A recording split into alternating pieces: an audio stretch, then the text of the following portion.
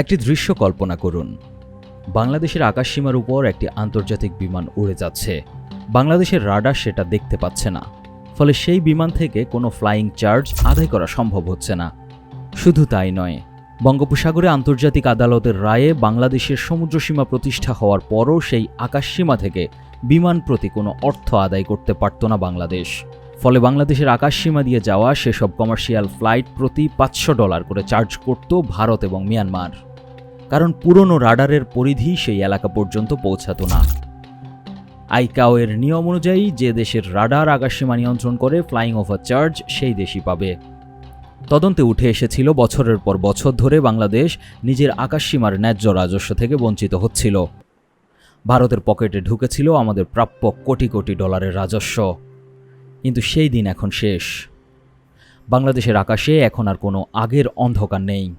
ফ্রান্সের থ্যালাস কোম্পানির সহায়তায় G2G ভিত্তিতে বাস্তবায়িত প্রকল্পের অধীনে 2025 সালের ডিসেম্বরে আধুনিক রাডার সিস্টেম সহ নতুন এয়ার ট্রাফিক কন্ট্রোল টাওয়ারের নির্মাণ কাজ সম্পন্ন হয়। নতুন এটিসি টাওয়ার চালুর পর শাহজালাল আন্তর্জাতিক বিমানবন্দরের রাজস্বের চিত্র পুরোপুরি বদলে গিয়েছে।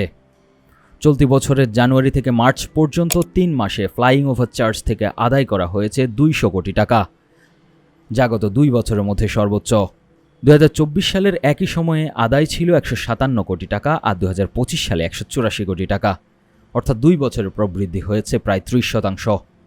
এই সাফল্যের মূল রহস্য হল প্রযুক্তি।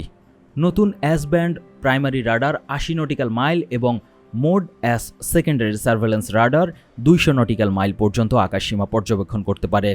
আগের পুরনো রাডারের নজরদারির সীমাবদ্ধতার সুযোগ নিয়ে যেসব বিমান বাংলাদেশের আকাশ ব্যবহার করে ফ্লাইং ওভার চার্জ এড়িয়ে যেত, তারা এখন আর সেই সুযোগ পাচ্ছে না।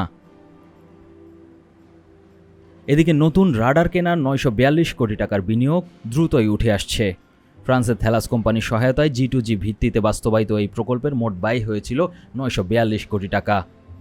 বর্তমান আয়ের হারে মাত্র 4 থেকে 5 বছরের মধ্যে পুরো বিনিয়োগ উঠে আসার সম্ভাবনা রয়েছে বলে বিশ্লেষকরা জানাচ্ছেন। উল্লেখ্য, 2018 সালে ফ্রান্স দূতাবাসের মাধ্যমে থ্যালাস কোম্পানি প্রস্তাব দেয় বাংলাদেশকে নতুন রাডার দেওয়ার, যা 2021 সালের 31 মার্চ নীতিগতভাবে অনুমোদন দেয়া হয়।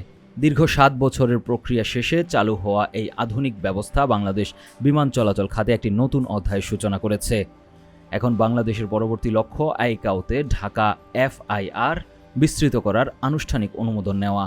সেটি হলে বঙ্গোপসাগরের আকাশসীমার পূর্ণ নিয়ন্ত্রণ এবং সেখান থেকে রাজস্ব আয়ের সম্পূর্ণ অধিকার বাংলাদেশের হাতে আসবে।